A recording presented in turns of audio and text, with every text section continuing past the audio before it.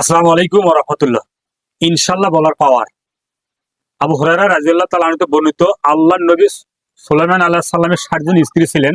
তিনি বললেন যে আজকে রাতে অবশ্যই আমি ৬০ জন স্ত্রীর সঙ্গে মিলিত হব, এবং এই মিলিত হওয়ার পর ৭ জন স্ত্রী গর্ভপাত হবে এবং এই সন্তান দিয়ে আল্লাহর পথে জিহাদ করব।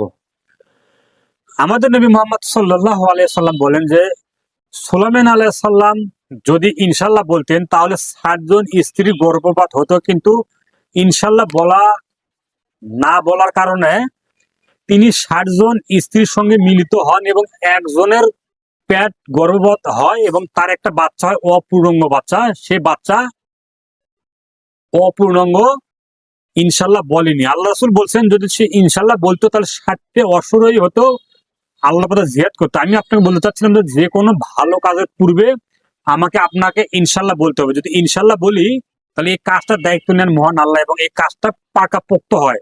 অতএব আজকের পর থেকে আমরা যে ভালো কাজের আসলে পদ্ধতিতে করব সেটা ইনশাআল্লাহ বলে করবো। আল্লাহ তুমি প্রত্যেকটা ভালো কাজ, নেক কাজ, আমলে সলে করার পূর্বে ইনশাআল্লাহ বলার তৌফিক দান করে দাও। আমিন।